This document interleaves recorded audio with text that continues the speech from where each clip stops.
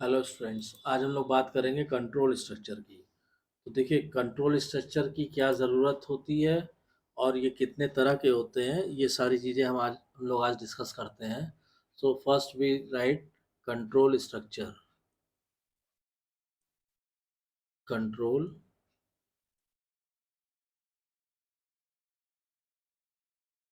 Structures. तो देखिए, control structure में क्या होता है कि अभी तक जो हम लोगों ने पढ़ा था असाइनमेंट स्टेटमेंट, तो केवल असाइनमेंट स्टेटमेंट की मदद से ही हम आर्बिट्रेरी प्रोग्राम नहीं लिख सकते हैं। अगर हमको जनरल पर्पस कोड बनाना है या जनरल पर्पस प्रोग्राम बनाना है, तो हमें जो स्ट्रेट लाइन एग्जीक्यूशन पाथ है, स्ट्रेट लाइन एग्जीक्यूशन पाथ मतलब कि जिस जिस पाथ में स्टेटमेंट्स लिखे गए हैं, तो पहले स्टेटमेंट के बाद दूसरा, दूसरे के बाद तीसरा, तीसरे के बाद चौथा, इस तरह जो एग्जीक्यूशन होता है, इसको हमें चेंज करना पड़ेगा। ठीक है, पहली चीज। और दूसरी चीज हो सकता है कि कुछ प्रॉब्लम्स में कुछ स्टेटमेंट्स को हमें बार बार एग्जीक्यूट करना पड़े, रिपीटेडली उनको एग्जीक्यूट करना पड़े। यानी दो चीजें हैं, एक तो हमें स्ट्रेट लाइन एग्जीक्यूशन पाथ को चेंज करना पड़ेगा। जरूरी नहीं है कि एक स्टेटमेंट के बाद दूसरा, दूसरे के बाद तीसरा, जिस ऑर्डर में लिखा हो उसी ऑर्डर में चेंज हो। और दूसरा क्या है कि ये हो सकता है कि कुछ सिचुएशंस में हमें कुछ स्टेटमेंट्स को बार बार एग्जीक्यूट करना पड़े। तो इन दोनों ऑब्जेक्टिव को फुलफिल करने के लिए हमको कंडीशनल स्टेटमेंट्स और लूपिंग कंस्ट्रक्ट्स की जरूरत पड़ती है। To accomplish these two, we need conditional statement की भी हमको जरूरत पड़ती है, कंडीशनल स्टेटमेंट्स की भी जरूरत पड़ती है, और दूसरा हमें लूपिंग कंस्ट्रक्ट्स की भी जरूरत पड़ती है, लूप चलाने के लिए। ठीक है, तो यही दोनों चीजें जो है हम इस चैप्टर में पढ़ेंगे, कंट्रोल स्ट्रक्चर के चैप्टर में।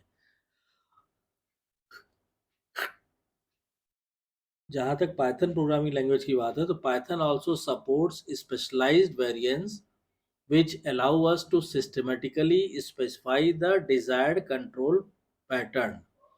पाइथन जो है स्पेशलाइज्ड वेरिएंट्स हमें डिफरेंट तरह के फंक्शंस प्रोवाइड करता है, which allow us to systematically specify the desired control pattern, जिनका यूज करके हम अपना जिस भी कंट्रोल हिसाब से पैटर्न डेवलप करना चाहें वैसे हम कर सकते हैं। ठीक है, अब इसमें बात आती है जो हमने यूज किया है कंडीशनल स्टेटमेंट की। तो सबसे पहले हम लोग बात करते हैं कंडीशनल।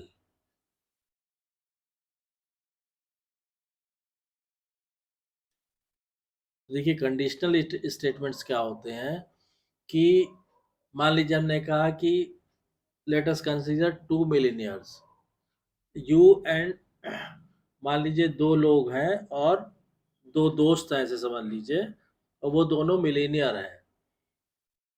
अब हमको ये आइडेंटिफाई करना है कि उन दोनों में से भी कौन ज्यादा मिलीनियर है। ठीक है, मतलब if there are two person A and B and both are millionaire, अब हमें ये फाइंड आउट करना है कि इन दोनों में भी कौन ज्यादा रिच है। ठीक है, तो इसको करने के देखिए कई तरीके हैं। एक तो क्या है कि आप सीधा उनसे पूछ लीजिए।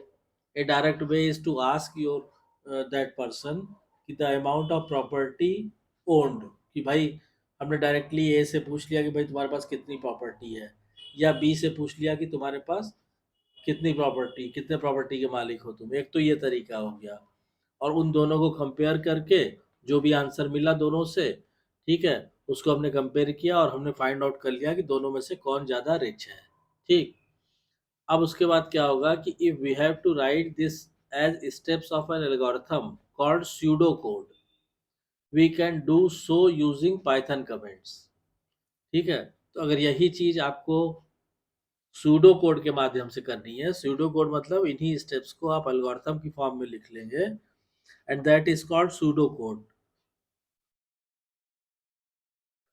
तो उसको अगर हम पाइथन कमेंट्स की मदद से लिखेंगे, तो जैसे मान लीजिए हमने कहा कि सबसे पहला स्टेप हमने ये लिखा। ठीक है, यहाँ पे हमने ये कमेंट लाइन के लिए हैश बना दिया, और हमने कहा ask person A and person B for the amount of property owned. तो हमने कहा ask person A and person B, ठीक है, अबाउट द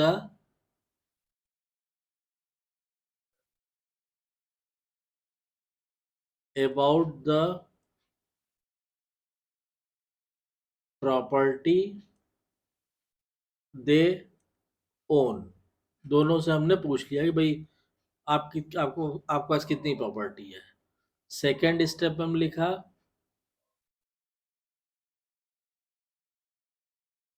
मान लीजिए हमने यहाँ पे लिखा कि जो पर्सन बी है, हमने लिखा बीज प्रॉपर्टी। इसको हमने कहाँ से फाइंड आउट किया? इसको हमने फाइंड आउट किया या तो उसने हमें लिख के दिया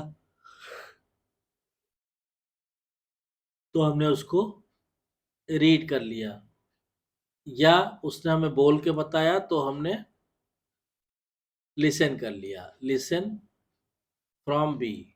इस समय बी का पता चल गया।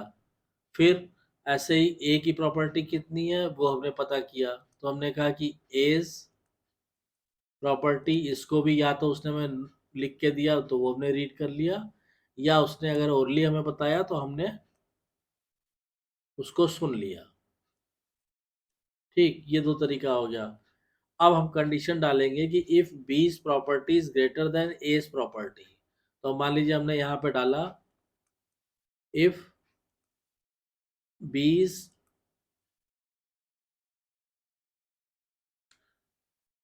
प्रॉपर्टी इज ग्रेटर देन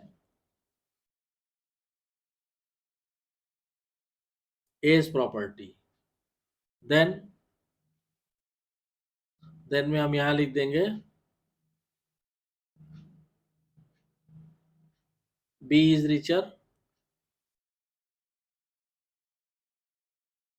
ठीक है, अदरवाइज, तो यहाँ पे छठे स्टेप में हमने लिखा अदरवाइज, और फिर हमने यहाँ लिखा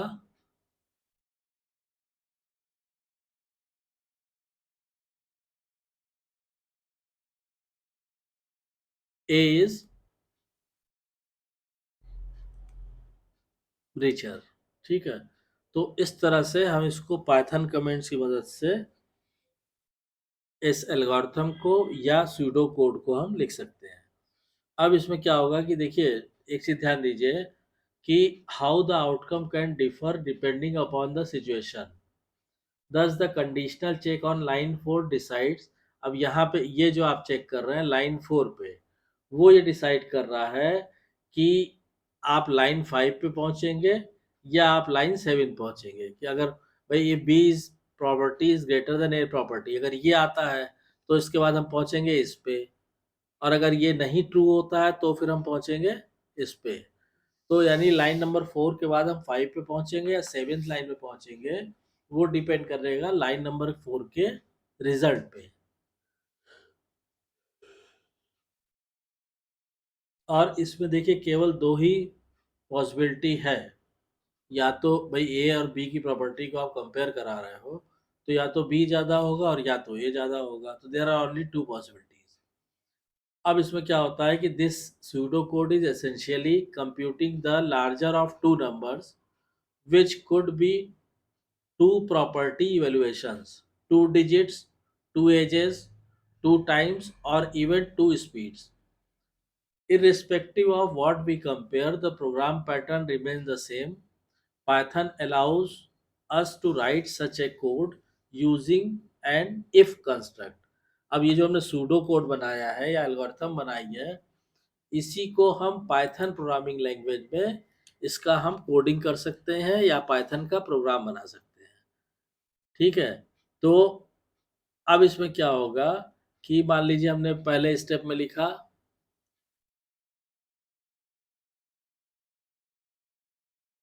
बी की प्रॉपर्टी, तो हमने लिखा बी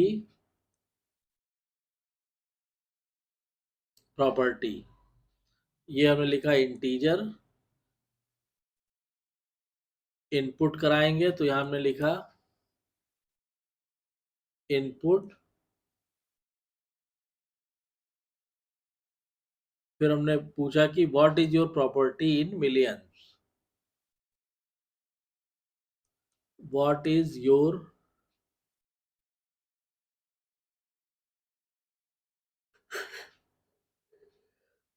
प्रॉपर्टी इन मिलियंस, ये हमने पूछा बी से और कोट्स बंद कर दिया।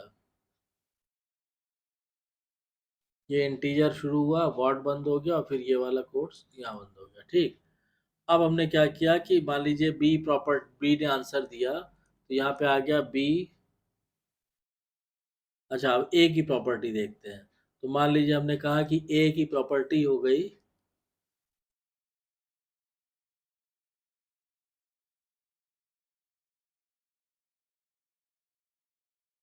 इक्वल टू हो गई, मान लीजिए 10। 10 मतलब 10 मिलियन। फिर क्या होगा, अगर हम चेक करेंगे if A property is greater than B property, तो हमने यहाँ चेक किया if A property greater than B property, तो क्या होगा,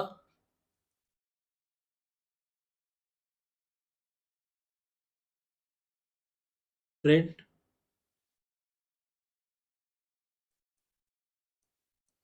ए इज रिचर।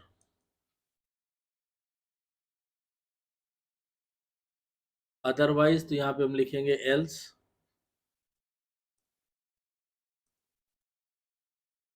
एल्स। फिर हमने नेक्स्ट लाइन में लिखा प्रिंट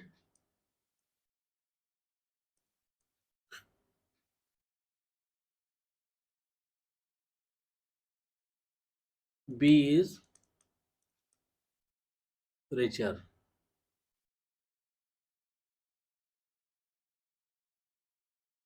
ठीक है, तो इस तरह से आप पाइथन प्रोग्राम स्टेटमेंट भी यूज करके, पाइथन में कोडिंग करके भी आप ये काम कर सकते हैं।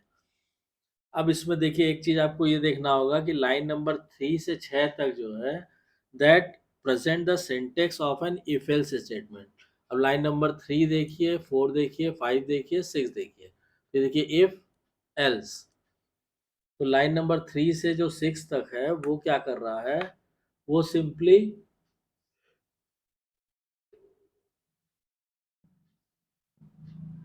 line number 3 to 6 present the syntax of an if-else statement. It evaluates the condition A property is greater than B property. Depending upon the value entered, this condition may evaluate to true or false. तो जो भी value A और B में रहेगी उसी हिसाब से वो ट्रू या फॉल्स देगा इसको। If the condition is true, the line 4 gets executed, and if the condition is false, then line 6 gets executed. Hence, the following two executions of the above program reveal the conditional execution of statement. यानी कि इसका मतलब क्या हुआ कि ये जो conditional propagation हो रहा है, if the condition is false then the line C gets executed. इसका मतलब ये हुआ कि the following two executions of the above program reveal the conditional execution of the statement. Clear? तो इस तरह से हम इफ एल्स का स्टेटमेंट यूज कर सकते हैं। प्रोग्राम का कंट्रोल जो है सिक्वेंशियल कंट्रोल, जो सिक्वेंशियल पाथ पे चल रहा है उसके कंट्रोल को चेंज करने के लिए। तो आई होप कि आपको ये क्लियर हो गया होगा। कोई डाउट या कंफ्यूजन है तो कमेंट लाइन में कमेंट करके पूछिए। और अगर वीडियो कंटेंट पसंद आ रहा है तो वीडियो को शेयर कीजिए, लाइक कीजिए, चैनल को सब्सक्राइब कीजिए और नोटिफिकेशन बेल को ज़रूर ऑन कर दीजिए ताकि